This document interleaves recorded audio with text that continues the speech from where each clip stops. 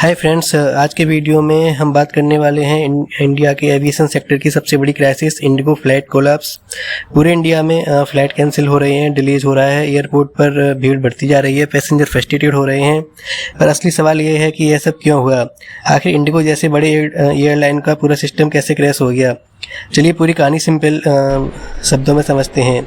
तो सबसे पहले हम बात करेंगे DGCA का न्यू रूल्स क्या है और जहाँ से क्राइसिस की शुरुआत हुई थी। तो फ्रेंड्स, नवंबर 2025 में DGCA मतलब director general of civil aviation ने एक नया रेगुलेशन अप्लाई किया, FDTL means flight duty time limitations. इसके अंदर पायलट्स के लिए ज़्यादा रेस्ट टाइम मैंडेटरी किया गया, नाइट शिफ्ट में रिस्ट्रिक्शंस किए गए, बैक टू बैक फ्लाइट्स को भी लिमिट किया गया और फैटिग मैनेजमेंट स्ट्रिक्ट किया गया, यानी कि थकावट का मैनेजमेंट किया गया जिससे कि पायलटों को प्रॉब्लम नहीं हो।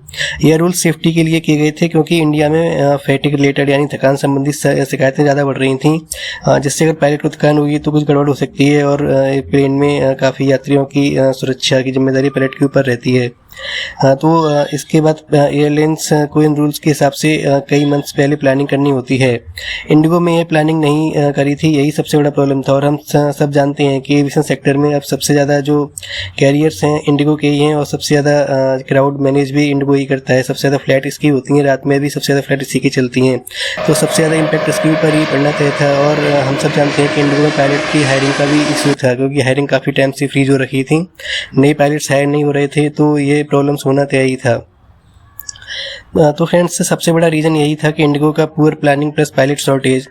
पायलट यूनियन और एविएशन एक्सपर्ट्स के मुताबिक इंडिगो में हायरिंग फ्रीज लगा रखा था डेस्पाइट वार्निंग्स, यानी वार्निंग्स देने के बावजूद एनएफ पायलट्स की हायरिंग नहीं हो रही थी।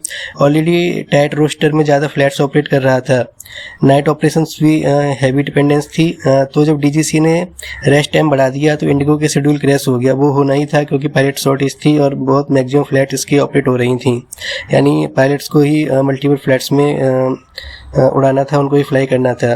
तो जब पायलट्स ही अवेलेबल नहीं थे तो फ्लाइट्स कैंसिल होना था, रोस्टर कोलैप्स होना ही था, पैसेंजर का एयरपोर्ट पे स्टक होना तय ही था, जो कि हुआ।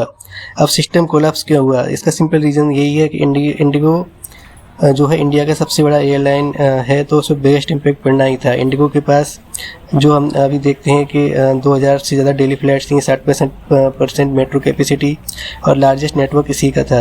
एक एयरलाइन के गिरते ही पूरा एविएशन सिस्टम शेक हो गया, अल्टरनेटिव फ्लाइट्स अवेलेबल नहीं थी, एयर फेयर 3-4 गुना बढ़ गया। जो हम देखते हैं कि 12,000 की फ्लाइट 96,000 1 लाख तक की बुक हो रही थी, थाउजेंड्स पैसेंजर स्टैंडर्ड हो गए, जो भी अभी हमने रिसेंट न्यूज़ में और सब में देखा ही।